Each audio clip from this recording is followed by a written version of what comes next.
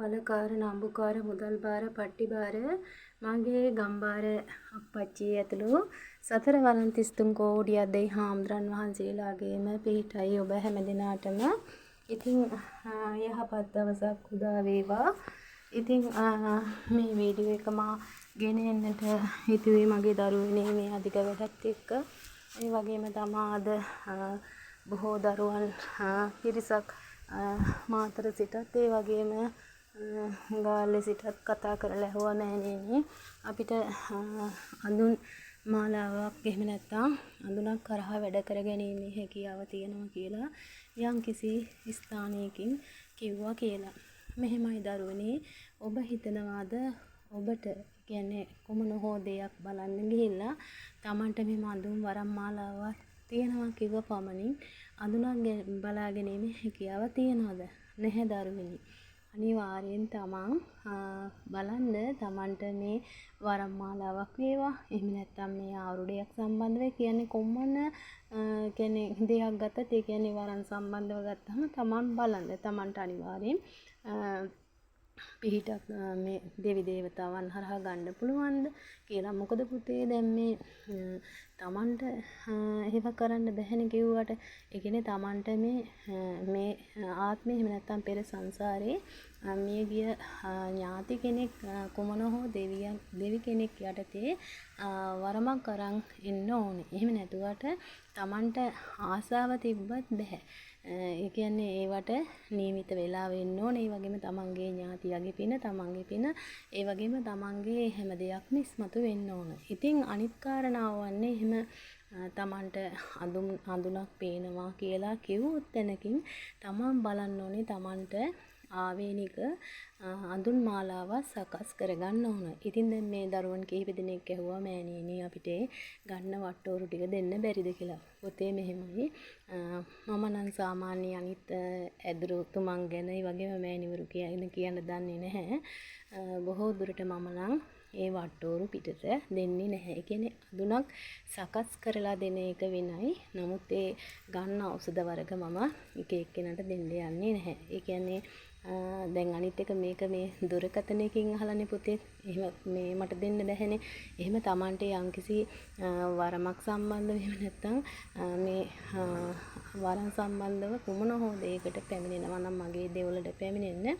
ඊට පස්සේ මම මේ සම්බන්ධව ඔබලට කටයුතු කරලා දෙන්නම්. ඒ වගේම තමා විශේෂයෙන් කියන්න ඕන මේ දරුවන්ට මේ ගම්බාරේ එහෙම නැත්නම් පත්තින් දෙවියන් හරහා හෝ වෙනත් දෙවි කෙනෙක් හරහා තමන් වැඩ කරන දරුවෙක් නම් තමන් පුතේ මේ තමන්ගේ කියන්නේ ශක්තිය ඒ කියන්නේ මේ තමන්ගේ මේ විශ්ව බලයෙන් ඒ වගේම භාවනා ශක්තියෙන් තමන්ගේ මේ ඥාතිය බලවත් කරගන්න ඕන. ඒ කියන්නේ තමන්ගේ දෙවොලට යම්කිසි කෙනෙක් පැමිණියාට පස්සේ පුතේ තමන්ට හැකියාව තියන්න ඕන එක්ක බුලත් කොළයකින් නැත්නම් දෙහි ගෙඩියකින් කොමන හෝ දෙයකින් තමන්ට මේ එම පේන වරම කියා ගැනීම හැකියාව තියෙනවා නම් ඇත්තටම තමන් ඇත්තටම ඒක කියා නිම කරගන්න බැහැ. එම තමන්ගේ ශක්තිය තමන් හදා ගන්නවා නම් සකස් කර ගන්නවා නම් බොහොම අගේ. මොකද මම කරන්නේ නම් ඒ වගේ තමයි මගේ සාත්‍රය. ඒ කියන්නේ තමන්ට හැකියාව තියෙන්න ඕන පුතේ. අපි මෙහෙම හිතමු. තමන් දැන් අද දිනස්ත්‍රයේ උදේ කාලේ තමන්ගේ මල් යහන් තමන් සකස් කරනවා. එවිට පුතේ තමන්ගේ අර සකස් කරන මල් යහනාවෙන් උනත් තමන්ට කියන්න පුළුවන් එන කෙනා කොයි වගේ කෙනෙක්ද තමන්ට මේ ප්‍රථමයෙන් තමන්ගේ දෙවොලට මේ අද දිනස්ත්‍රයේ ඉන්නේ කියලා. ඉතින් ඒ වගේ හැකියාව තමන් සකස් කරගන්න ඕන. ඒ වගේම තමා දැන් තමන් අඳුනක් බලන්න සුදුසුයි කියලා තමන්ට කොමන හෝ ස්ථානයකින් කියලා තියෙනවා තමන් බලන්න තමන්ට හැකියාව නිශ්චිත වශයෙන්ම තියෙනවද? ඊට පස්සේ තමන් මේ අඳුන් පිළිබඳව දන්න කෙනෙක් ලව තමන් අවබෝධයක් ලබා ගන්න. මොකද අරයා මෙයා බලන අඳුන් බලන්න යන්නත් එපා. තමන්ටම අඳුනක් සකස් කරගන්න. ඉතින් දැන් මේ අඳුන් වර්ග ගත්තාම පාතාල අඳුන ඒ වගේම බෙහෙත් අඳුන ඒ වගේ තියෙනවා. දැන් සමහර බුලත් කොලෙන් බලනවා, සමහර පහනින් බලනවා, සමහර වතුර වීදුරුවෙන් බලනවා. ඉතින් ඒ වගේ විවිධ දේවල් තියෙනවා. තමන්ට ආවේනික අඳුනක් තමන් සකස් කරගන්න.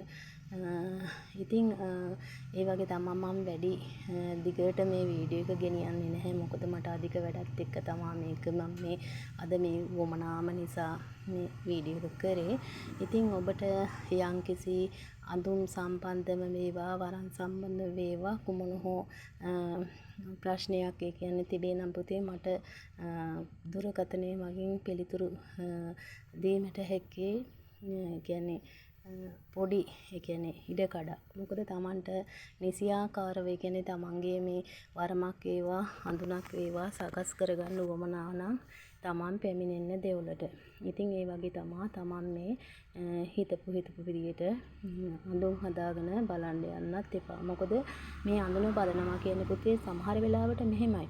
Tamanට කවුරු හරි අඳුනක් දීලා ඒක Tamanටම කියලා Tamanට ඒක ජීවන් කිරීමේ හැකියාව තිබිලා Taman ඒ අඳුන සකස් කරගෙන වැඩ කරගන්න පුළුවන්. නමුත් Tamanගේ පළමුවෙන් තියෙන යම් කිසි දෝෂ තියෙනවා නම් ඒවා ඉවත් කරගන්න.